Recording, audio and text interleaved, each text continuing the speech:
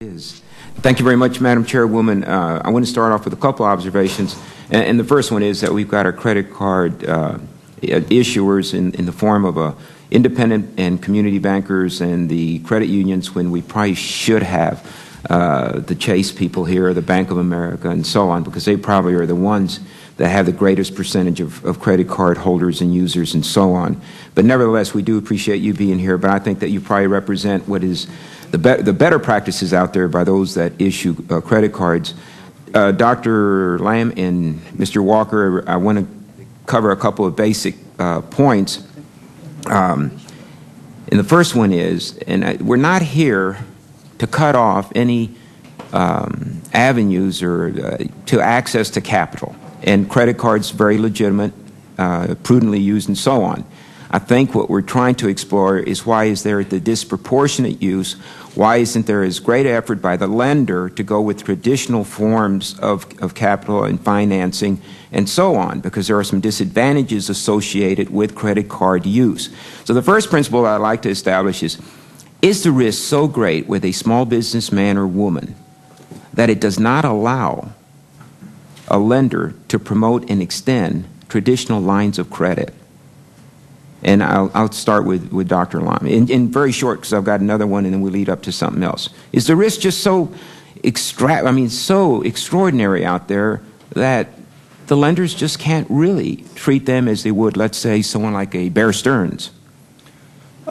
Well, I believe one of the points you raised in your remarks kind of do suggest that there are differences among lenders. The community bankers, for example, that we're dealing with, those who I know personally, I recognize that they do build their businesses on relationships. They get to know their clientele. They understand these individuals. They may have gone to church with them or otherwise been members of a community over a long period of time, and they're in a capacity such that they can assess and get to know, if you will, who it is that they're working with, and they can have a very close working relationship. The large institutions, though they may attempt to claim that they have some warmth or fuzziness, still don't get it. Even as marketers, I get letters from banks, and they're signed. I love this one. They're your personal banker, but there's no signature. So go figure. So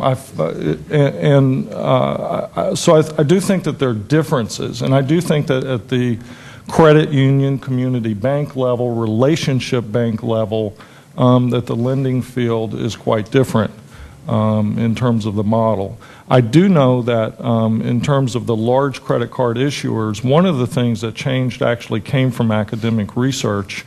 Several years ago, some earlier researchers decided to look at the relationship between someone's personal habits and credit worthiness as compared to the likelihood that they might be a good borrower for credit cards that are labeled as business credit cards. Yeah. Well, I didn't think that was rocket science and didn't necessarily require empirical research, not to be disrespectful of the researchers, but I think it's pretty evident that if someone wants to pay as a matter of practice in his or her personal life, that they're likely to carry that value system with them in their conduct of themselves in a business capacity. Well, I would agree with you. Mr. Walker, does the risk just outweigh traditional products out there, the availability? I'm afraid that it does, Congressman, and I can tell you from my own family's experience that if we had bad weather on what's called Black Friday, the day after Thanksgiving, on that one day, that meant that our business did not make a profit, no matter what else we did. The small firms just don't have the ability to go to the market for funds, and of course, even though the law says that no bank is too big to fail, and the implication is that no firm is too big to fail, the footnote in those laws say unless it would have a negative impact on the whole economy. And so I think it probably is too much. All right. I guess my point is that it seems to me that everything mitigates against the lender really making a concerted effort to have traditional types of loan products out there for businesses. And let me just start by the fact the interest rates that can be charged are drastically different, my understanding, in a credit card setting as opposed to a traditional loan. The fees, the penalties, all of that is extraordinary as far as the exposure to the business person. And I think, Mr. Walker, you're exactly right. The old thing about too big to fail, when it comes to small business, it's probably too little to matter. And it's just, and I think that's what we're trying to get at here with the small business, with the committee, and trying to figure out why the over-reliance on credit card type of financing or access to capital. I think it's one reason is because it's so profitable. And so I'm going to ask both Mr. Spearman and I'm sorry I can't make out. How do you pronounce this, Mr. Richards? I can't make it out. And I don't know what it is for the community or independent bankers I have such great respect for. So different from my big banks and of course my credit unions. I have more credit union members in my district than probably anywhere else in Texas. Well, that's great. The question is, and I'm trying to see how diplomatically I can put this, do y'all expend the same amount of money and effort in extending to the small business man and woman loan products, access to capital, as you do in promoting credit cards? We do spend more time in providing input into business loans. In our situation, the credit cards become more, there are certainly a credit value for our credit cards and the credit union operations but they end up being more of a transaction tool. The credit card is used mostly, in most cases, of managing the operation. And in many small businesses, the office for the small business is the vehicle. I've seen it with PCs set up, cell phones, and they conduct their business from their vehicle.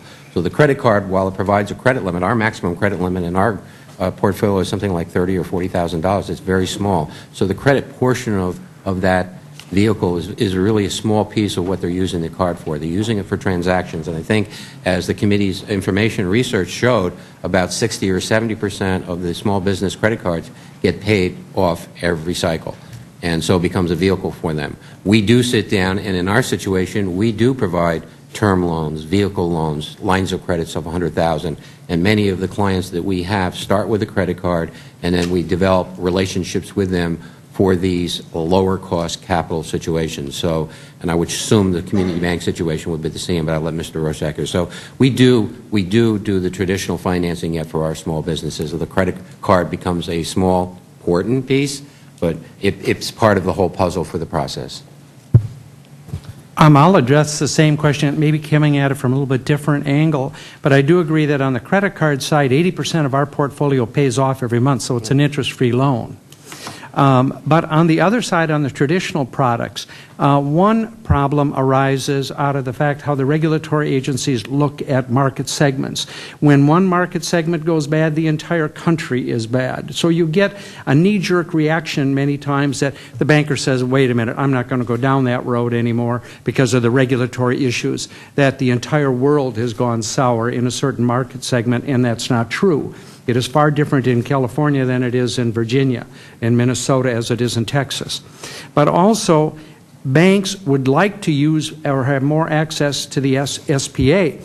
And the SBA, the Small Business Administration, does not make it real easy for banks to get access to capital and funding. So, and guarantees of loans. The fees have gone up dramatically, so a lot of bankers can't sell that, and the red tape and the bureaucracy is terrible. So if there was a better streamlined method to use the SBA, the community banks would certainly use that route, which is a traditional route to go. But that is one area that needs to be addressed. Because it is a real cumbersome thing to do. There are many small community banks that, well, there's nobody even in the bank that knows anything about SBA.